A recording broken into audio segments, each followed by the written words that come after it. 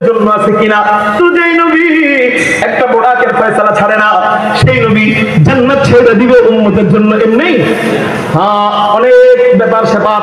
এবার নবীজি বলতেছেন, ও জিবরাইল, আমার উম্মতের জন্য বোরাক আছে কিনা? হযরত জিবরাইল বলেন, ইয়া রাসূলুল্লাহ, ইয়া হাবিবাল্লাহ, আপনি কোনো টেনশন করবেন না, আপনি কোনো চিন্তা করবেন না।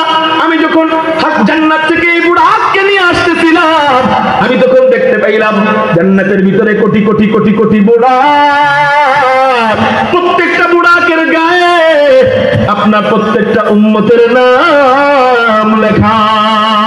আল্লাহু আকবার।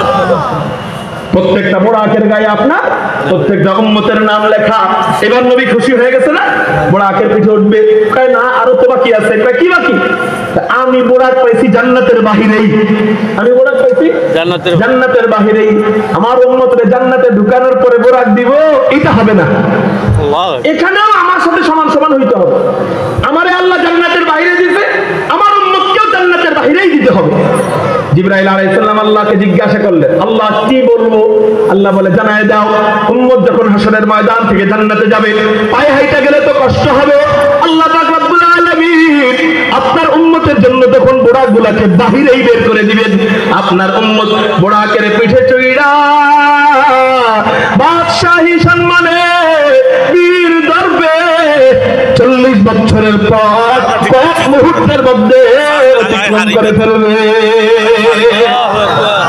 মাত্র জান্নাতীরা জান্নাতের কাছে গেল, হাত্তা ইদা জাউহা ওয়া ফুতিহাত আবওয়াবুহা, এরপর জান্নাতের সমস্ত দরজাসমূহ খুলে দেওয়া হবে।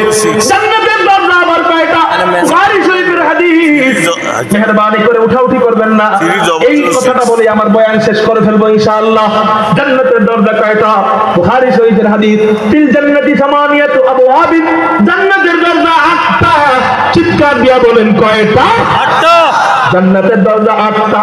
1 নম্বর দরজার নাম বাবুস সালাহ, 2 নম্বর দরজার নাম বাবুল জিহাদ, 3 নম্বর দরজার নাম বাবুর রায়্যান, 4 নম্বর দরজার নাম বাবুস সাদাকা, 5 নম্বর দরজার নাম বাবুস শাফাআহ, 6 নম্বর দরজার নাম বাবুল কাযিমিনাল গায়যা ওয়াল আফিনা আনিন নাস, 7 নম্বর দরজার নাম বাবুর রাদি, 8 নম্বর দরজার নাম বাবুত তাওবা। চিৎকার দিয়ে বলেন না সুবহানাল্লাহ। এই 8টা দরজা আল্লাহ আমাদেরকে জান্নাতের ভিতরে যোগ দিবেন। এই এক একটা দরজা আবার কত বড়, আল্লাহু আকবার। জান্নাতের দরজার লম্বা কতটুকু এটা আমি জানি না, কিন্তু জান্নাতের দরজার পাশ কতটুকু নবীজি এক এক হাদিসে এক এক রকম বলেছেন। তবে এক হাদিস থেকে পাওয়া যায় জান্নাতের দরজার পাশ কতটুকু। তিরমিজি শরীফের মধ্যে নবীজি বলেন, জান্নাতের দরজার পাশ এক চৌকাঠ থেকে আরেক চৌকাঠের মাঝখানের দূরত্ব, এটাও 40 বছরের রাস্তা। চিৎকার দিয়া বলেন সুবহানাল্লাহ। এটাও কয় বছরের রাস্তা বলেন? 40 বছরের রাস্তা। আশ্চর্যের ব্যাপার হইল, এত বড় দরজা, এত ফাঁকা দরজা, এত মোটা দরজা, এই দরজা দিয়েও জান্নাতীরা জান্নাতে যাওয়ার সময় জাম লেগে যাবে, ভিড় লেগে যাবে। তাহলে আপনি চিন্তা করেন না, আল্লাহ কত কোটি মানুষকে নিশ্চয় মাফ কইরা জান্নাতি বানাইলেন। ওই দরজার সামনে জাম লাইগা যায়, ওই দরজার সামনে ভিড় লাইগা যায়। সুবহানাল্লাহ। এবার আসেন, ওই দরজা দিয়ে ঢোকার আগে আল্লাহ আমাদেরকে একটা নদীর মধ্যে গোসল করাবেন। হাদিসের শব্দ, ওই নদীর নাম হলো নাহরুল হায়াত। কি নাম? কি বলেন? নাহরুল হায়াত। জান্নাতি ভিতরে, জান্নাতের বাহিরে, জান্নাতীদেরকে বাহিরে গোসল করানো হবে। নাহরুল হায়াত, নদীর বাংলা অর্থ জীবন নদী।